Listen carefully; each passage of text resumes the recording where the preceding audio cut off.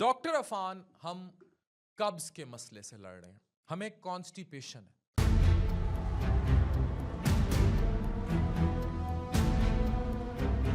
इतना कॉमन मसला अनएड्रेस्ड। ये मेडिकल रिसर्च वीडियो है और ये आपको बताएगी कि ये मसला इग्नोर करने वाला है या सीरियस लेने वाला है। इंडिया, पाकिस्तान, सब कॉन्टिनेंट में एक गैस्ट्रोएंटरोलॉजिस्ट के पर्सपेक्टिव से कब्ज है क्या, क्या कॉजेज हैं, मेडिकल फैक्ट्स क्या हैं, डाइट क्या लेनी चाहिए, रेमेडीज क्या हैं और इसका हल क्या है। ये एक साइलेंट एपिडेमिक है, यानी एक फैलता हुआ इशू है बड़े सगीर में, और ये वीडियो एक मुकम्मल सलूशन देगी। ये याद रखिए, सलूशन समझना और अमल करना आपका काम है, और जब तक आपको कॉज नहीं पता होगी सलूशन नहीं होगा। एक बहुत कॉमन टॉपिक पर बात करने जा रहे हैं। निग्लेक्टेड प्रॉब्लम है, लेकिन कभी कभार ये बड़ा भी बन सकता है। मैंने अक्सर आंत के कैंसर्स, इसीलिए एक स्क्रीनिंग प्रोग्राम होता है जिसमें हम कोलोनिक कैंसर स्क्रीनिंग प्रोग्राम उसको कहते हैं, जो बड़ी आंत के कैंसर को डिटेक्ट करता है। उसमें भी बड़ी वजह पखाने में खून का आना और दायमी कब्ज होती है। तो ये सारी चीज़ें मेडिकली आपको पढ़ाने जा रहा हूँ, और ये वो बातें हैं जिसके लिए आप कई लाख रुपया अदा करते हैं अस्पतालों में जाकर। ये एक वीडियो उन सारी बातों के जवाब है। एक साइलेंट एपिडेमिक है, मिलियंस अक्रॉस इंडिया, पाकिस्तान और बड़े सगीर में इससे मुतासिर है। ये वीडियो रोमन, उर्दू समेत इंग्लिश और बाकी ज़बानों में भी शेयर की जाएगी, ताकि मालूमात आमा हर उस कोने तक पहुँचे जहाँ जहाँ मुझे देखा जा रहा है। ये इतना कॉमन क्यों है, इसकी छुपी हुई कॉजेज़ क्या हैं, और हम इसको कुदरती तरीके से और मेडिकली कैसे ठीक कर सकते हैं। एक गहरी डीप डाइव लेते हैं मेडिकल इनसाइट्स के साथ। सबसे पहले पढ़ते हैं, आए मिल के, कब्ज है क्या। कॉन्स्टिपेशन यानी कब्ज, एक मेडिकली इसका मतलब यह है कि आपको एक हफ्ते के दौरान 3 से कम बार या 3 या उससे कम बार बावल मूवमेंट्स हुई हैं, यानी खुल के जो पखाना होता है वो 3 या इससे कम बार आया है। हार्ड आया है, जोर बहुत लगाना पड़ा है, और करने के बाद ये फीलिंग हुई है कि मैं मुकम्मल तौर पर खाली नहीं हुआ। लेकिन ये सिर्फ नंबर्स की गेम नहीं, इसमें डिस्कम्फर्ट भी शामिल है, अफारापन भी शामिल है, और एक डिस्टरप्टेड लाइफस्टाइल भी शामिल है कि कुछ लोगों को इतना तंग कर देती है कब्ज कि उनको ये लगता है कि क्योंकि हमें कब्ज है इसलिए गैस दिमाग को चढ़ रहा है। This is no solution out. Medical facts क्या कहते हैं? साउथ एशिया में 22 से 28% पॉपुलेशन क्रॉनिक कॉन्स्टिपेशन से लड़ रही है, यानी इंडिया, पाकिस्तान, बांग्लादेश वगैरह में अगर 100 बंदे ले लें तो उसमें से 22 या 28 को कब्ज निकल आएगी क्रॉनिक। खवातीन ज्यादा प्रोन है मर्दों से, स्पेशली बच्चा पैदा करने के बाद और हेज मीनोपाज, हेज रुकने के बाद। अच्छा, याद रखें कि कॉमन क्यों है इस खित्ते में। अब ये समझने और पढ़ने वाली बात है। ये वीडियो मैं बड़े आराम से समझा रहा हूँ क्योंकि मुझे बहुत ओल्ड एज ग्रुप भी देख रहा है, मिडिल क्लास लोग भी देख रहे हैं, मिडिल एज ग्रुप भी, और बच्चे भी और जवान भी जो इस मसले से लड़ रहे हैं। स्पेसिफिक रीजंस हैं क्यों यहाँ ज्यादा केसेस है। पहले नंबर पे लो फाइबर डाइट, हम मैदा खाते हैं। अब एक वीडियो है, ये वीडियो देखिए, ये क्या कह रहा है। मैदा मतलब मौत. मैदा म्हणजे मौत. मैदा means मौत. मैदा इटले मौत. मैदा is more dangerous than Al-Qaeda. So don't consume मैदा, क्योंकि मैदा means मौत. सुन लिया आपने, वो कह रहा है मैदा मौत है, मैदा ये है। और इसकी बात दुरुस्त है, सिर्फ कब्ज के लिए नहीं, बहुत सारे मसलों में मैदा मौत मौत है। उसके लिए मैं एक अलग वीडियो बनाऊंगा कि क्यों ये इस कदर खतरनाक हो जाता है। अच्छा, एक एक तोहफा भी है इस वीडियो के एंड में। हम आपको एक बहुत अच्छी ड्रिंक का पूरा बताना सिखाएंगे कि किस जिससे कब्ज घर में बड़ी आराम से रिलीव हो सकती है। लो फाइबर डाइट्स, हैवी यूज है रिफाइंड फ्लोर्स का, जैसे कि ये छान के आटा इस्तेमाल करना, नान, मैदे के पराठे, ये तबाही लगा देते हैं। जो मैदा लेते हैं ना, वाइट फ्लोर, उसके पराठे वगैरह। बहुत ज्यादा कंजम्पशन कार्बोहाइड्रेट्स की, यानी कि चावल, रोटी और सब्जियां ना खाना, ग्रीन वेजिटेबल्स ना लेना, और फास्ट फूड का बढ़ता हुआ इस्तेमाल, स्ट्रीट फूड्स में मायोनीज और बहुत ज़्यादा शवारमा कल्चर और पिज़्ज़ा कल्चर और बर्गर कल्चर भी कब्ज़ को कंट्रीब्यूट करता है। दूसरी अहम कॉज है लो वाटर इनटेक। अब इतनी गर्मी पड़ती है इस खित्ते में, उसके बावजूद भी लोगों में डिहाइड्रेशन कॉमन है। लोग चाय पीते हैं बहुत ज़्यादा और जो डायूरिसिस का काम करती है यानी पेशाब आवर है वो निकाल देती है बाहर, तो उससे भी लोगों को डिहाइड्रेशन होती है और वो भी कब्ज को कंट्रीब्यूट करती है। नंबर 3, हमारा लाइफस्टाइल रहन सहन का तरीका सिडेंट्री है, ढीले ढाले रहते हैं। अर्बनाइजेशन, शहरों में शिफ्ट होना, हम जो पंजाबी जट्टे जट काम करने वाले लोग थे खेतों में, हम मम्मी डैडी बन गए, हमने शहरों का रुख कर लिया और इससे हमारी फिजिकल एक्टिविटी बहुत कम हो गई।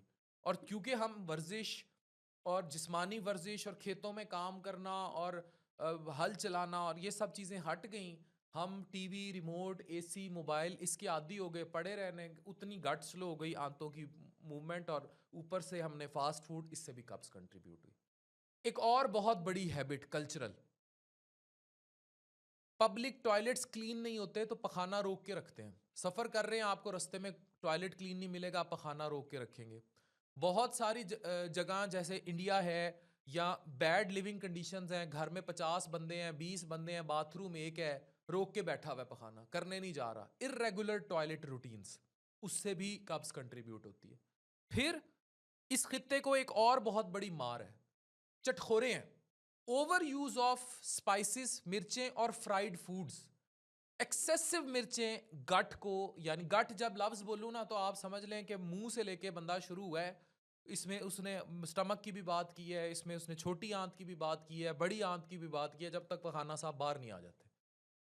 तो एक्सेसिव यूज ऑफ स्पाइसेस गट को इरिटेट करती हैं और आपकी मोटेलिटी को अल्टर कर देते हैं। फिर इसकी अब मेडिकल कॉजेज हैं कुछ जो समझने वाली बात है। कुछ खवातीन स्पेशली मोटी हो जाती हैं, हाइपोथायराइडिज्म का कॉज होती हैं, इनका टीएसएच टेस्ट होना चाहिए। कुछ लोग डायबिटिक्स होते हैं, इनमें गैस्ट्रोपरीसिस जैसे मसाइल। जो ट्रांजिट टाइम है, ट्रांजिट टाइम ये होता है ट्रेन का ट्रांजिट टाइम होता है, खाना गया और बाहर निकलने का टाइम है, ये स्लो हो जाता है। फिर IBS, gut brain disorder, irritable bowel syndrome. अच्छा ये मैंने इंग्लिश में बोल दिया, मैं पढ़ा भी साथ रहा हूं एक एक चीज, इसलिए ताकि आपको समझ आए। आईबीएस से ये होगा कि आप जब परेशानी लेते हैं, जो मैदा है वो आपका दूसरा दिमाग है, ऑटोमेटिकली वो इफेक्ट होगा। अब इसकी कुछ वेराइटी हैं। आईबीएस एम होता है मिक्स्ड, मोशन भी लगे रहते हैं, कभी कब्ज हो जाती है। आईबीएस सी जिसमें कब्ज प्रीडोमिनेंट है। आईबीएस डी जिसमें डायरिया प्रीडोमिनेंट है, यानी कि मोशंस प्रीडोमिनेंट है। तो IBS is one of the cause. फिर मेडिकल कंडीशन में कुछ लोगों को आयरन की गोलियां खाने की होती है, दर्दों की गोलियां, और इवन पीपीआई कुछ लोग बहुत एक्सेसिव इस्तेमाल करते हैं, यानी कि तेजाब कम करने वाली दवाइयां, वो भी कहीं ना कहीं कब्ज को कंट्रीब्यूट करती हैं।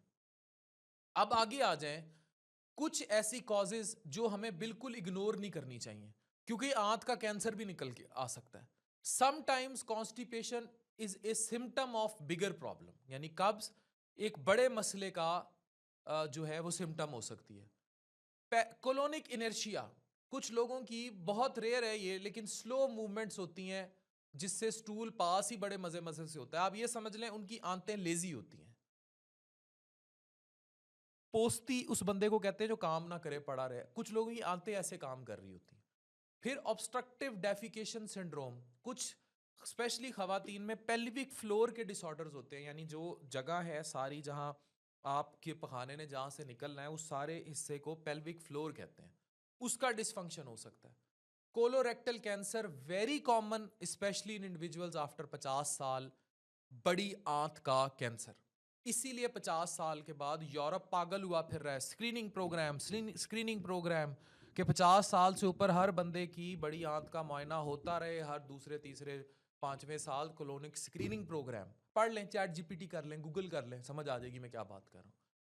फिर कुछ लोगों में न्यूरोलॉजिकल डिसऑर्डर्स होते हैं, जैसे पार्किंसंस है, मल्टीपल स्क्लेरोसिस है, ये बड़ी डीप मेडिकल कंडीशन है, बताना ज़रूरी था।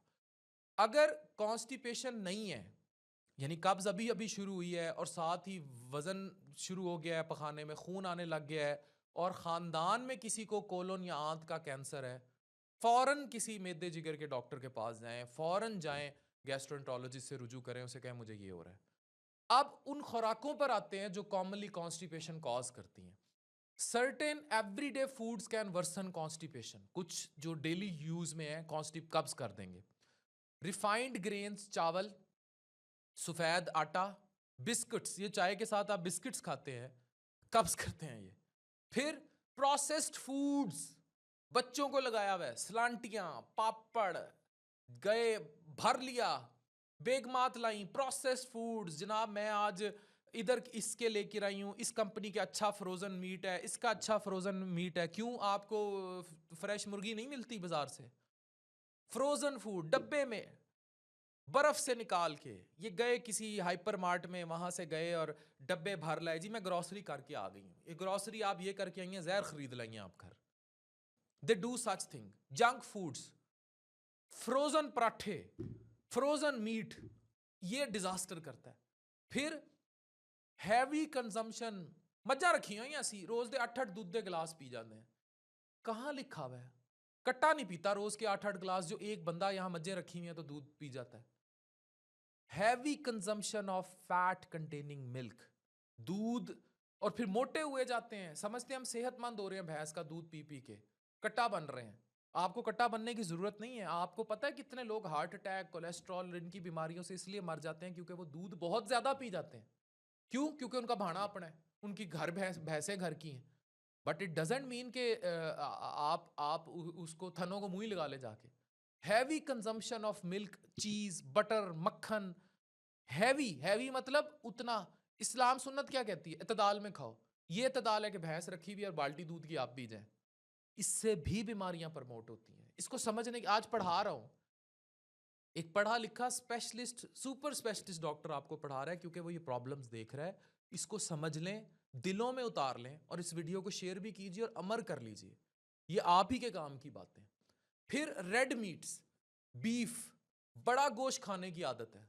अभी बड़ी ईद आ रही है, आप देखिएगा कहीं कट्टा हो रहा है, कहीं भैंस हो रही है, और एक एक बंदा जिसको 250-300 ग्राम से ज्यादा नहीं खानी चाहिए, वो कम से कम भी 5-5, 10-10 किलो की कढ़ाई दिन में खा जाएगा।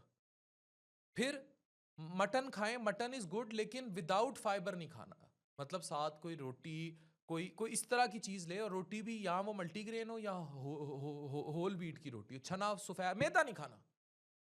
अब चाय और कॉफी इन एक्सेस, कैफीन में डायूरेटिक्स होते हैं जो कि डिहाइड्रेशन करते हैं।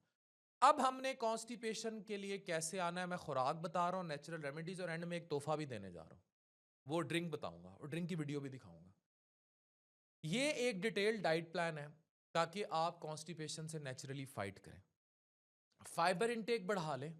गोल क्या है कि 25 से 30 ग्राम फाइबर पर डे लेना है। सोर्सेज क्या हैं? अमरूद, पपाया, पूरे पूरे एप्पल, ऑरेंज, इसबगोल का छिलका, नाशपाती, सब्जियों में पालक, गाजर, खीरे, ब्रोकली, दाल। अब मुझे बताएं इनमें से कौन सी चीज़ महंगी है? ये घर में मिलने वाली चीज़ें हैं। 30,000 रुपए के सिगरेट पी जाएंगे महीने में, उससे भी महंगी है। दाल, चना, चिकपीस, बीन्स, होल ग्रेन्स में होल व्हीट या मल्टीग्रेन, ब्राउन राइस, जई, जौ, ओट्स, बार्ले यानी जई और जौ वगैरह, इनके दलिए। फाइबर करेगा क्या? ये आपने हाई फाइबर ले लिया, ये करेगा क्या? ये पखाने को पतला करेगा, उसके अंदर बल्क ऐड करेगा उसको, यानी कि मोटा करेगा, भारी करेगा, और ये इजीली फिर कोलोन से पास भी हो जाएगा। पानी ज्यादा पिए, कम से कम 2.5 से 3 लीटर पानी पिए डेली, और अभी जबरदस्ती पिए। और सुबह सुबह गर्म पानी का ग्लास, आधी चम्मच छोटी माखी का शहद डालना, क्या बात है। अगर आपको डिहाइड्रेशन हो रही है तो ORS यूज करें। और regular physical activity, 30 minute walk करें, जेंटल एक्सरसाइज करें जैसे योगा, स्क्वाट्स, स्ट्रेच वगैरह, ये भी गट मोटेलिटी को हेल्प करती है। फिर कुछ नेचुरल रेमेडीज हैं जैसे इस्पागोल, साइलम हस्क, ये बहुत अच्छी चीज़ है। 1 टेबल स्पून इन वाटर जो है डेली पीने से, क्या बात है। फिर प्रून्स एंड फिग्स, इंजीर वगैरह, ये सूखी हुई, ये जो आलू बुखारा वगैरह होता है, they are good natural laxatives हैं। फिर फ्लैक्स, एलसी के बीज 1 से 2 टीस्पून। फिर चिया सीड्स वगैरह, दे आर वेरी गुड। फिर कुछ अजवैन यूज़ करते हैं, कैरम सीड्स हो गए, इसको पानी के साथ ले लें। फिर याद रखें, ये आयुर्वेदिक एक हर्बल पाउडर मिलता है ट्राइफाला चूर्ना के नाम से, चूर्ना के नाम से ज़्यादा डाला जाता है, ये भी काम करता है।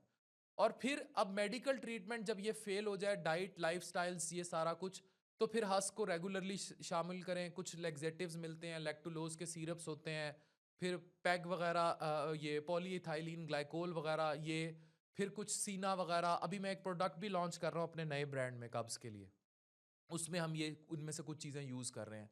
फिर कुछ प्रूकाइनेटिक्स हैं, अभी आजकल बड़ी अच्छी और ड्रग्स भी आई हुई हैं, वो भी कोलोनिक इनर्शिया को बेहतर करती हैं, जैसे प्रूकैलोप्राइड वगैरह है। फिर बायो फीडबैक थेरेपी है, वो पूरी एक थेरेपी है, उसका तरीकाकार आप चैट जीपीटी कर लें, उससे जिन लोगों को पेल्विक फ्लोर, स्पेशली खवातीन को जहाँ से पखा, उसकी एक्सरसाइजेज हैं, वो सारी थी सीख लें।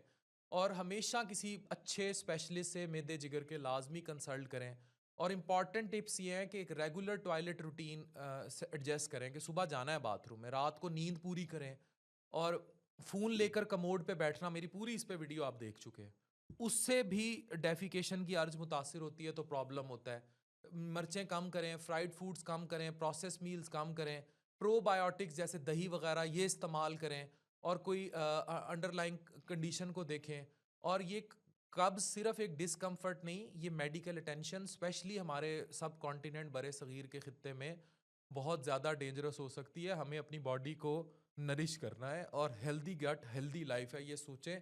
इसीलिए नरिश लेकर आए जो सुपर फूड्स का ब्रांड है, इसीलिए ये डॉक्टर अफान कैसर आ रहा है वेलनेस का ब्रांड है, ये सब हम इसीलिए कर रहे हैं ताकि हम सेहत पे कंट्रीब्यूट करें, और ये मुस्बत उसके लिए कर रहे हैं।